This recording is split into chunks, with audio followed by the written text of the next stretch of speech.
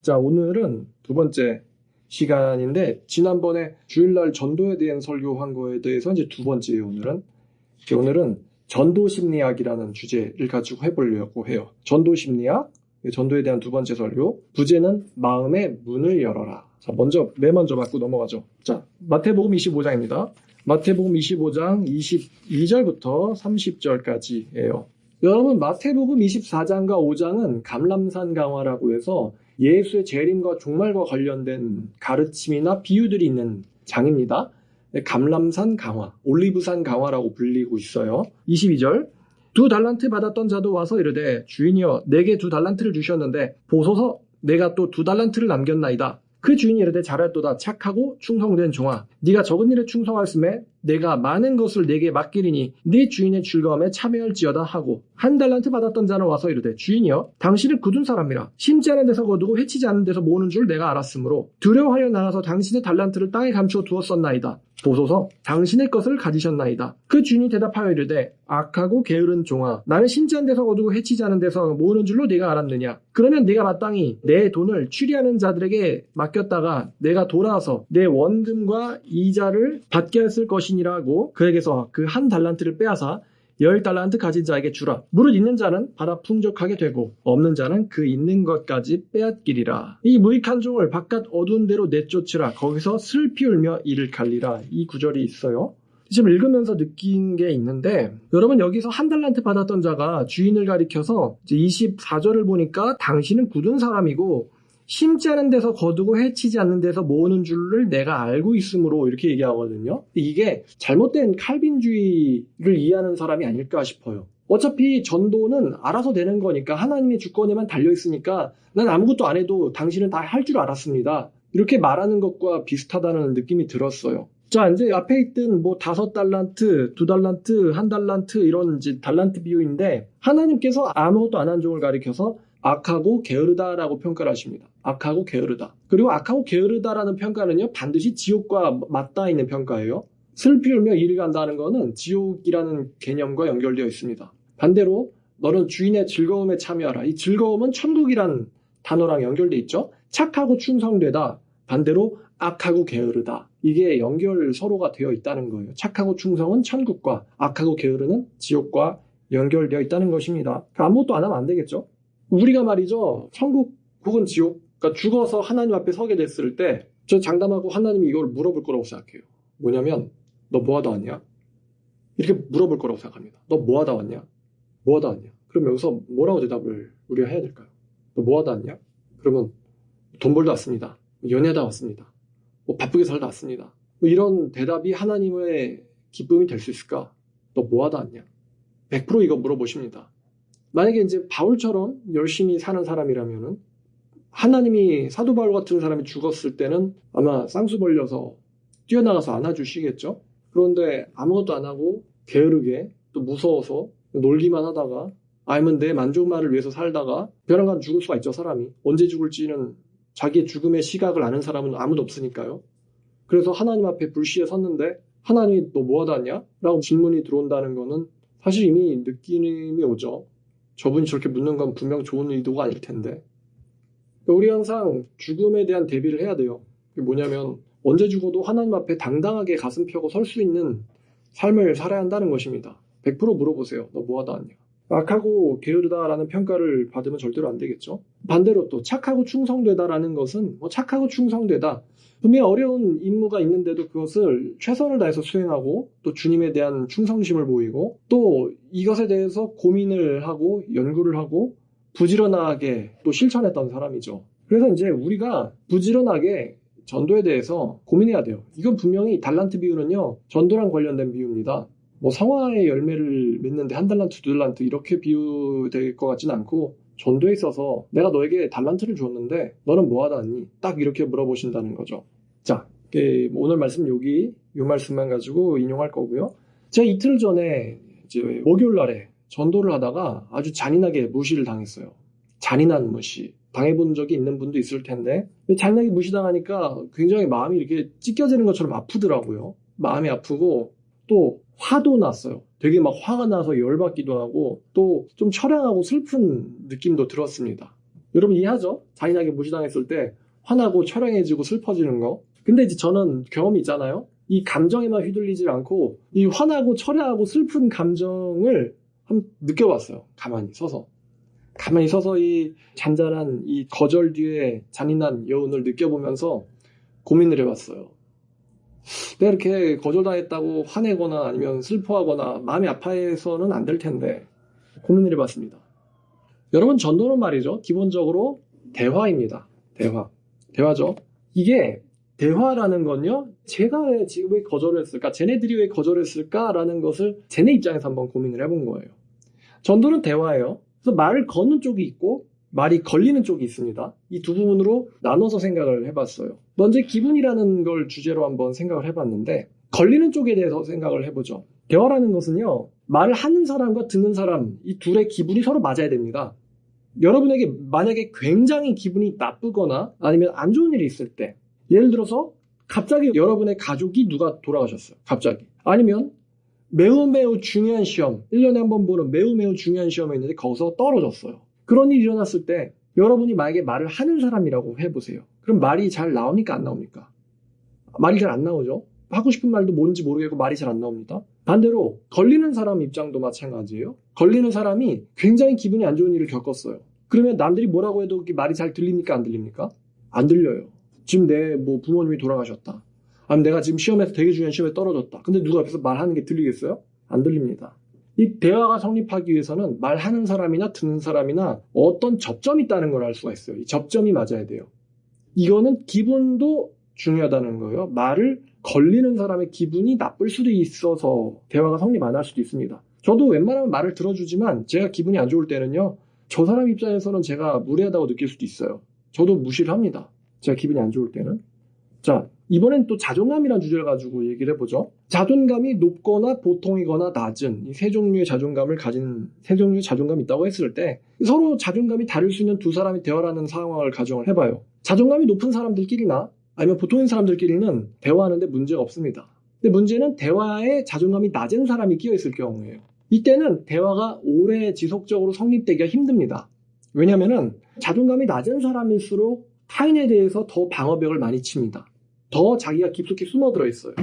그래서 그 사람과 대화가 어느 정도 접점에서 성립하려면요. 말을 거는 쪽에서 더 많은 에너지, 더 많은 용기를 써서 들어가야 됩니다. 우리가 보통 들어갈 수 있는 범위가 여기까지라고 했을 때 저 사람은 이만큼에 대한 방어벽이 있는 게 아니고 이만큼에 대한 방어벽이 있어요. 그러면 우리가 내밀 수 있는 이 손의 접점이 그 사람의 손과는 닿지 않는다는 거죠. 훨씬 깊숙한 데 들어가 있다는 거예요. 그래서 자존감이 낮은 사람이랑 대화할 때는 훨씬 더 말을 거는 쪽에서 용기를 내야 되고 또 에너지를 더 많이 쏟아내야 돼요. 이건 학생들을 가르치는 사람이라든지 아니면 상담하는 사람들은 다 느끼는 걸 겁니다. 그러나 아무리 상대방이 자존감이 낮다 할지라도요. 사람이기 때문에 어딘가에 말이 걸리는 포인트가 있습니다. 그래서 그 사람의 마음을 여는 것이 반드시 불가능하지만은 않다는 거예요. 사람인 이상 접점은 있다 이겁니다. 이게 중요한 포인트예요. 펜타곤의 방화벽도 뚫립니다. 해킹이 될 수 있죠. 군대, 인터넷도 뚫려요. 그런데 사람의 마음이 안 뚫리겠습니까? 사람의 마음도 분명히 어딘가에서 접점을 찾아낼 수 있다는 것이죠. 난이도만 다를 뿐. 비둘기나 나무나 돌은 전도가 되지 않죠. 저는 가끔 전도하다 심심할 때 비둘기를 대상으로 전도를 하곤 합니다. 둘기야, 너 예수님 믿니? 그러면 걔가요, 저를 또 잔인하게 무시를 합니다. 근데 여러분 비둘기한테 무시당하는 거 전혀 기분 나쁘지 않아요. 그냥 재밌어요. 근데 쟤도 살아있는 생물이니까 둘기야 너 하나님 알아? 그리고 왠지 안다는 것 같기도 한데 하여튼 저를 잘 무시를 하더라고요. 그러나 상대가 비둘기도 아니고 개도 아니고 나무도 아니고 사람이라면은 상대가 외국인이든 노인이든 사형수든 야쿠자든 폭력배든 누구나 전도될 수 있다고 저는 생각합니다. 누구나 가능성이 있다는 거죠. 난이도가 다른 거지 그 사람에게 영혼이 있고 마음이 있는데 절대 불가능하다고는 전 절대 생각하지 않아요. 이 전도라는 것이 거는 쪽이 있고 걸리는 쪽이 있다고 했는데 걸리는 쪽인 일반적인 한국 사람들에 대해서 생각해보죠. 일반적인 한국 사람들. 제가 그 잔인한 여운을 느끼면서 횡단보도를 건너면서 왜 한국인들의 반응은 저렇지? 사실 저는요. 걔한테 전도하려는 마음보다는 일단은 처음 보는 교복이어가지고 어느 학교인지 좀 궁금했고요. 그리고 마스크 답답한 거 끼고 있는데 힘들진 않을까? 기회가 되면 서큘레이터를 줄까라는 생각을 하고는 말을 건 거거든요. 서큘레이터가 얘가 5만 원은 되는데, 근데 걔는 제 말을 들어보지도 않고 그냥 무시를 했어요. 들어보지도 않고 저를 쳐다보지도 않고 무시했어요. 저는 뭔가 줄 생각으로 말을 건 건데. 여러분, 이 한국 사람들에 대해서 생각해 보는데, 한번 예를 들어서 반대로 비교를 하려고 이스라엘 사람들에 대해서 한번 제가 예를 들어 드릴게요. 제가 이스라엘에 갔을 때 네타냐라는 해안 도시를 갔습니다. 네타냐라는 도시를 갔는데 지중해가 정말로 보석처럼 빛나고 아름다운 도시였어요. 지중해가. 그래서 제가 거기서 킹 솔로몬 호텔이라는 곳에 묵었는데 솔직히 시설은 킹 솔로몬은 아닌 것 같고 그냥 신하 솔로몬 정도 되는 호텔이었습니다. 근데 토론 문화라는 유대인답게요. 처음 보는 사람한테 말을 진짜 잘 걸더라고요. 밥을 먹는 데서도 굉장히 이제 친절한 주인에 의해서 말이 또 걸렸고, 이 이스라엘 사람들은 웃으면서 바가지 씌웁니다.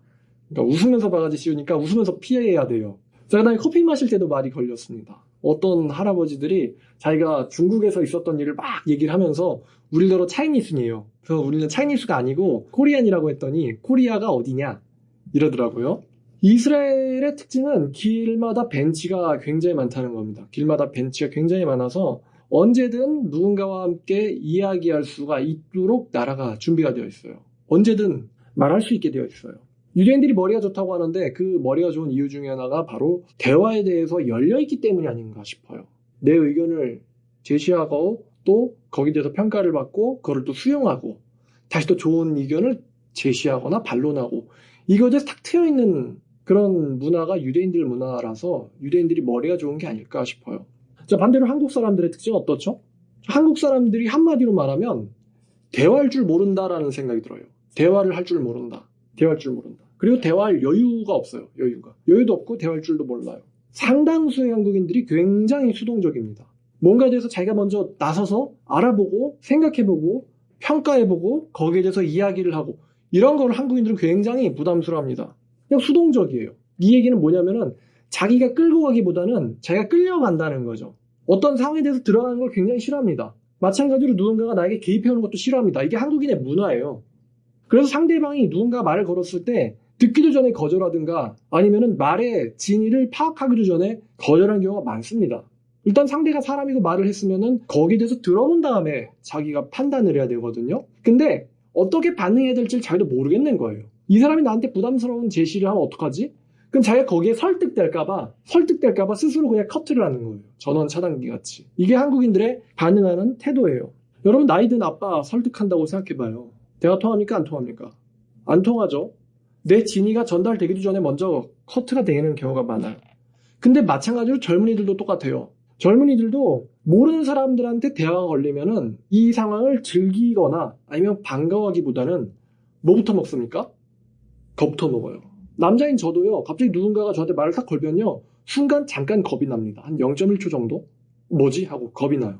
뭐 여자들은 말할 것도 없겠죠. 그런데 또 항상 위에서 내려다보다 보면은 꼭 스마트폰을 항상 쥐고 지나다니죠, 사람들이. 그런 걸 보면요, 한국인들이 무언가를 알려고 하는 데는 열심입니다. 뭐 노래를 통해서 알려고 하든가 사람에 대해서나 사건 사고에 대해서나 이슈에 대해서나 뭐 한국인들 커뮤니티 같은 거 굉장히 활발하잖아요. 항상 뭔가를 알려고 합니다. 또 거기선 거침없이 표현을 하죠. 그런 걸 보면요, 지난번 일본에 대한 설교했던 것처럼 누군가의 개입을 당하는 건 싫어하지만 항상 뭔가에 대해서는 타인에 대해서는 알려고 하고 관심이 많아요. 기계로는 알고 싶어 하는데 사람을 통해서는 아는 것을 무서워한다. 이 한국인들이에요. 여러분 한번 생각해봐요. 기독교가 좋은 종교예요? 나쁜 종교예요? 역사를 공부해보니까 자유, 진리, 인권, 법치, 뭐 이런 평안 이런 거가 전부 다 기독교에서 나온 개념들이죠. 기독교는 너무나도 사람을 윤택하게 하는 종교인데 반대로 기독교가 없는 세상은 지배, 학살, 억압, 굶주림이죠. 이거는 기독교가 들어오기 전에 한국 사회나 아니면은 이슬람, 현대의 이슬람 사회나 북한을 보면 알 수 있어요. 지배, 억압, 학살, 굶주림의 사회. 기독교는 너무나도 좋은 종교인데 사람들이 기독교를 잘 모르죠. 따라서 이 한국인들이 기독교를 접할 때의 이 거절 반응, 거부 반응을 보이는 것은요, 고상한 반응이 아닙니다. 정말 알고 제대로 알고 그것을 자기가 평가할 줄 알아서 내리는 고상한 반응이 아니고요. 이들은 그냥 모르겠다, 귀찮아. 이게 이들의 거절의 수준이에요. 따라서 여러분이 기독교를 제시하다 거절당했을 때 결코 부끄러워해서는 안 됩니다. 부끄러울 필요도 없고 부끄러워해서도 안 됩니다. 저들은 기독교를 알고 거절하는 것이 아니에요. 대다수는 그냥 귀찮아서 거절하는 겁니다. 설령 좀 기독교에 대해서 썰을 푼다 해도요, 전혀 제대로는 알지 못합니다. 오늘의 말씀의 결론인데, 문제는 말이죠, 말을 거는 쪽인 우리들한테 있다는 거죠. 여러분이요, 말을 걸 때나 혹은 걸릴 때에 그 짧은 찰나의 순간에 여러분 자신의 마음을 잘 느껴보면요, 말을 거는 사람이든 걸리는 사람이든 어느 정도의 저항감이 있다는 걸 여러분들은 알 수 있어요. 저항감이. 걸렸을 때에도 저항감이 있고요. 아까 말했지만 반갑거나 즐기질 못합니다. 반대로 말을 거는 사람 입장에서도 이게 저항감이 있어요. 이게. 다시 말하면 새로운 대화창을 열기에 부담스러워한다는 거예요. 대화창을 개설할 쪽도 참여하는 쪽도 부담스러워한다는 거죠. 언덕이 있다는 겁니다. 두 언덕이 있어요. 내 앞에도 언덕이 있고 걔 앞에도 언덕이 있다는 것입니다. 그러니까 이제 뭔가가 내 안에 들어오는 것을 막는 언덕이 있다는 거죠. 근데 이게 역설적인데요. 무언가가 내 안에서 나가는 것을 막는 언덕도 있다는 거예요. 내 안에. 그럼 우리 입장에서는 말을 걸리는 쪽을 어떻게 조절할 수는 없잖아요. 만약에 미래에 어떤 약이 있어가지고 무슨 아니면 뭐 스마트폰 세팅하듯이 요렇게 딱 세팅하면은 기분도 되게 좋고 자존감도 굉장히 높은 상태에서 능동적이고 진취적인 성격으로 세팅돼서 오늘 하루를 살아가는 뭐 이런 조절이 가능할지는 모르겠지만요. 우리가 말 듣는 사람의 기분, 자존감, 또 태도를 능동적이고 진취적으로 언제나 자신 있는 상태로 만들어가지고 우리가 대화를 할 수는 없단 말이에요. 우리가 통제할 수 있는 것은 상대가 아니고 누구뿐입니까? 나 자신밖에 없어요. 우리가 통제할 수 있는 건. 우리가 변화시킬 수 있는 건 나 자신밖에 없어요. 우리는 타인을 바꾸질 못합니다.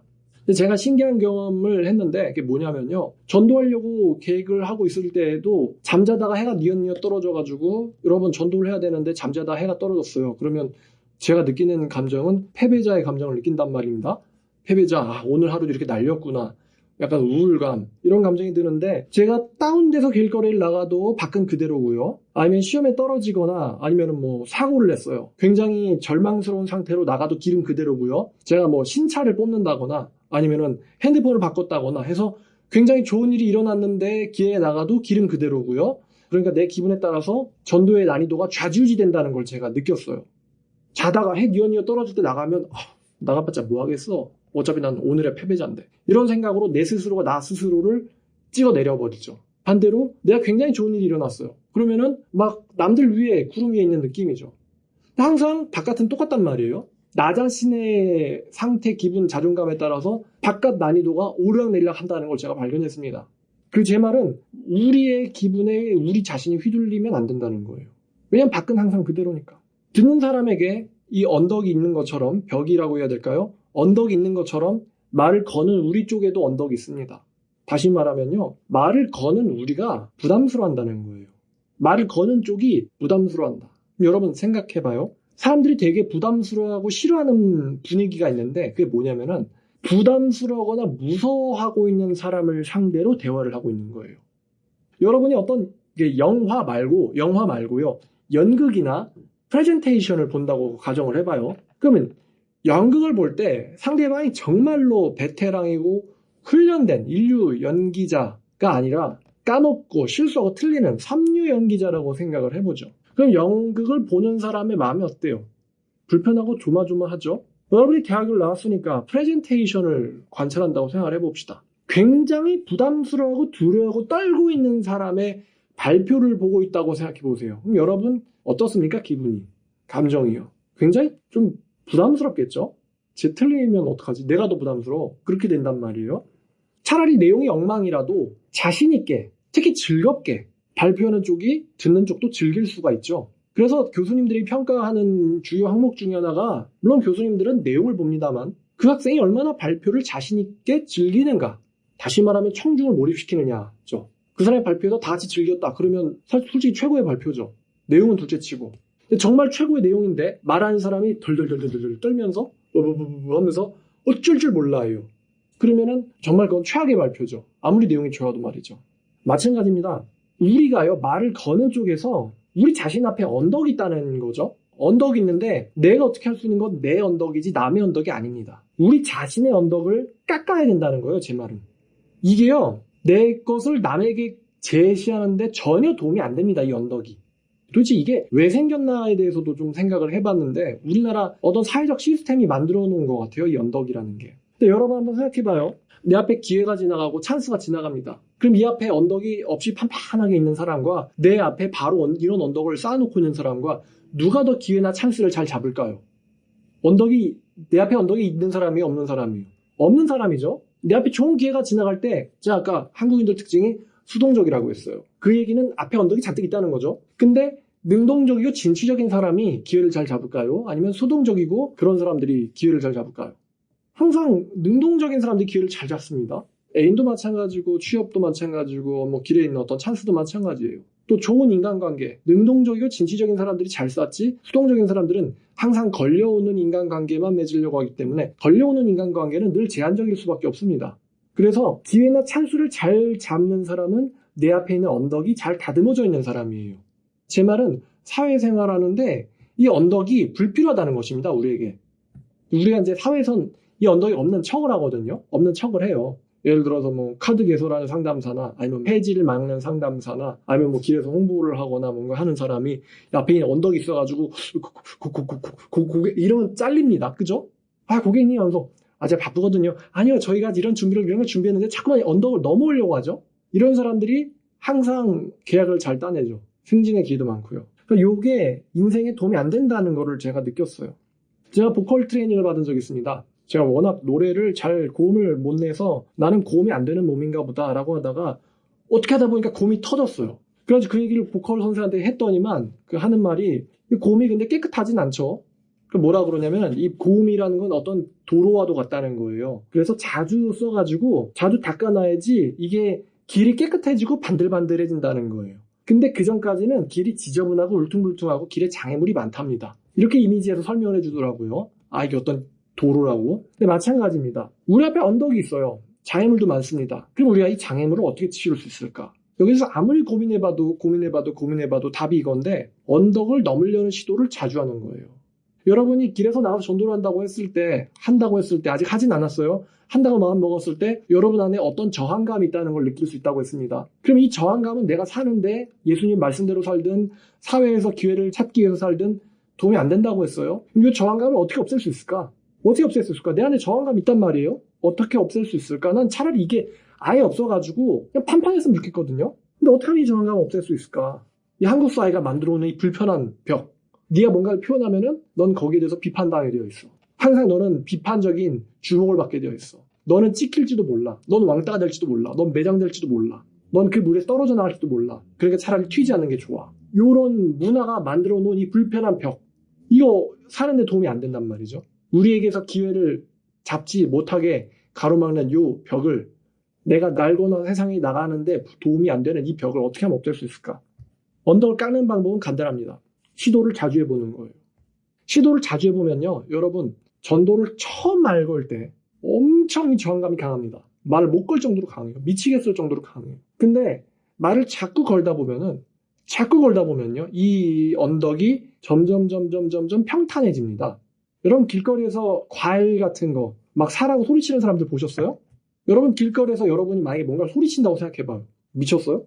내가 왜? 절대 안 할 일이죠. 근데 과일 사라고 소리치는 사람 생각해보세요. 소리치는데 전혀 저항감이 없고 우리도 집중하지 않으면 누가 소리를 치고 있었나? 라는 거를 느끼기 힘들 정도로 자연스럽게 그 분위기 안에 녹아 있습니다. 그 사람들이. 또 길에서 뭐 화장품 파는 여자들을 한번 생각해보세요. 그 사람들 딱 고객들 보면서 눈 마주치면서 뭔가를 계속 얘기합니다. 말이 끊임없이 나와요. 우리가 만약에 반대로 그 일을 한다고 생각해보죠. 그럼 아마 상품 숙지를 했다고 쳐도 어려울 거예요. 왜냐면 이게 깎여있질 않아서. 그런 사람들 굉장히 자연스러운 분위기 속에서 우리가 집중하고 있지 않으면 도대체 저 여자가 무슨 이야기를 하는지를 모를 정도로 아주 분위기 속에 잘 녹아있다는 거죠.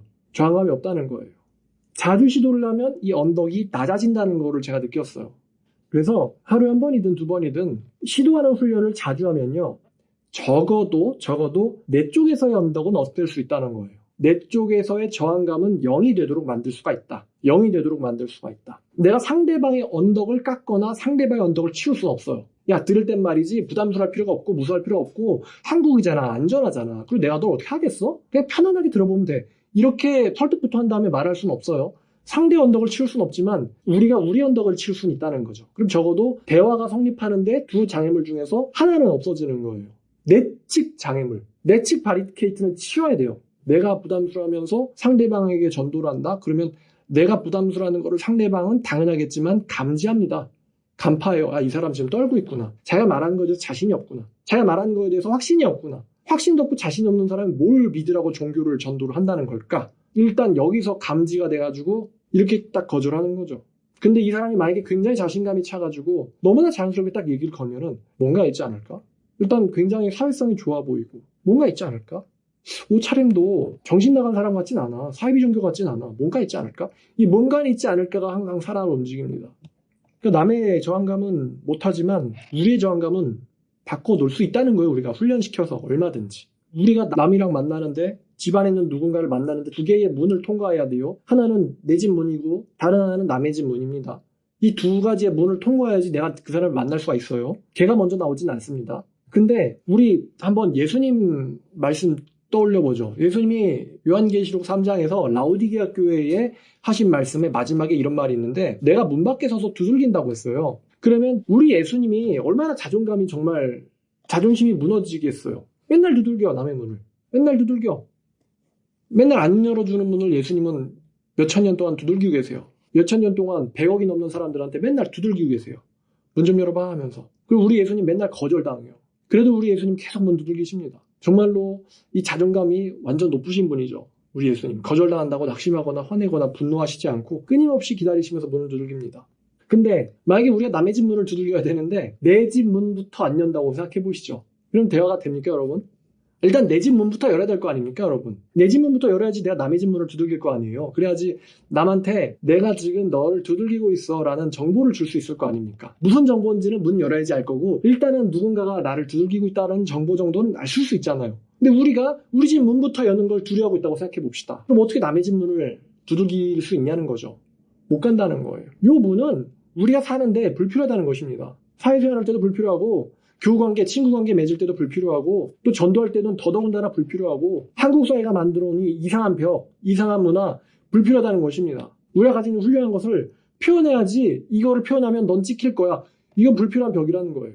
근데 자기 문부터 열어야 된다는 거죠. 전도 심리학에서. 아, 말을 거는 나에게 벽이 있구나. 나에게 저항감이 있고 나에게 언덕이 있구나. 근데 내가 어떻게 드럼통을 굴려가지고 남의 본진까지 갖다 놓을 수가 있을까? 일단 내 언덕부터 없애야지. 남도 언덕이 있는데. 이 두 종류의 언덕을 공략을 어떻게 하느냐가 좋은 대화를 할 수 있냐라는 이 기회를 어떻게 만드느냐가 됩니다. 다시 말하지만 로봇이나 개나 동물은 전도가 안 됩니다. 얘는 예수를 받아들이질 못해요. 왜냐하면 영혼이 없어요. 거듭날 수 없습니다. 근데 사람이라면요. 상대방이 살인자라고 해도 가능성이 있습니다. 그래서 우리 역사를 보면은 뭐 무당이다, 사형수다, 전도돼가지고 인생 바뀌는 이야기가 드물지만 존재합니다. 사람인 이상은 있다는 거예요. 남의 생명을 빼앗는 사람도 죄책감을 느끼고 회개할 수 있다는 거죠. 사람이면. 따라서 자주 걸다 보면은 상대방의 기분이 보이기도 하고 상대방의 자존감이 보이기도 하고 또 무슨 대화를 해야 할지, 무슨 관심사를 갖고 있을지 또 기회는 언제일지도 보인다는 거예요. 다시 말하면은 말을 아주 멋있고 훌륭하고 즐겁게 이어갈 수 있는 요령이 보인다는 거죠. 자꾸 말을 걸다 보면요.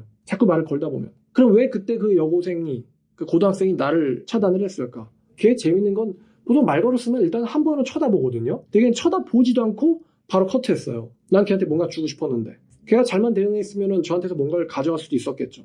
근데 왜 걔는 그렇게 커트했을까?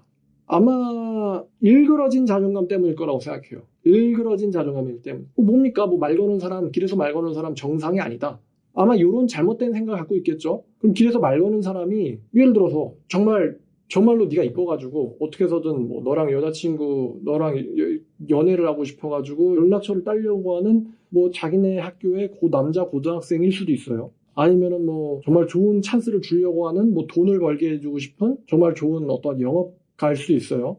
훌륭한 사람이나 좋은 사람도 영업은 하니까 영업을 꼭 나쁘게만 볼 필요는 없잖아요. 아니면은 저처럼 그 친구에게 거듭남을 주고 싶고 그 친구가 행복해졌으면 좋겠고 그 친구가 예술을 통해서 완전히 변화된 자아를 실현하는 인생을 살았으면 좋겠고 자기의 그 직업을 찾고 사명감을 찾고 천국 갔으면 해서 말을 거는 진정한 종교인일 수도 있어요. 사이비 종교가 아니고. 성경을 배우면 다들 변하는 건 제가 알고 있으니까요. 근데 그 친구는 그 정보를 알아보지도 않고 커트했어요.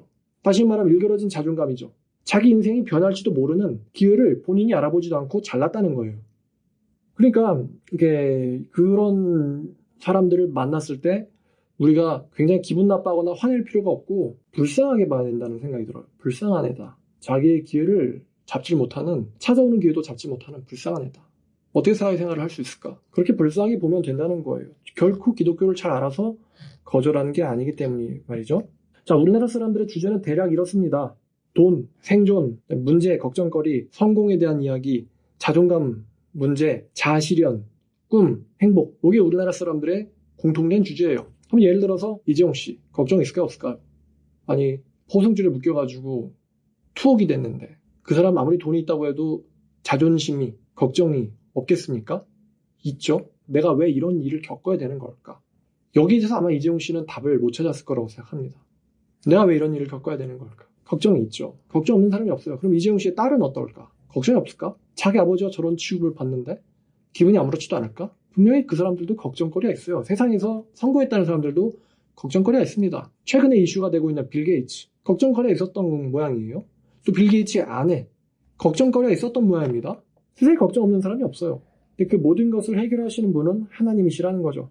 요약하면은 결국 사랑과 돈, 직업, 요게 이 인간들의 걱정거리예요. 관심사예요. 그러니까 우리가 그거를 알고 있으면은 그 사람들이 어떻게 공략할지에 대한 것도 좀 더 보이겠죠. 그러면 예수님은 인간관계, 인연, 예수님은 인연이나 경제적 문제를 해결할 수 없는 분일까? 이 질문하면 간단하죠. 예수님은, 하나님은 인연이나 아니면은 경제적인 문제를 해결할 수 없는 신일까? 분명히 하나님은 우리의 궁극적인 문제에 답이 되시는 분이거든요.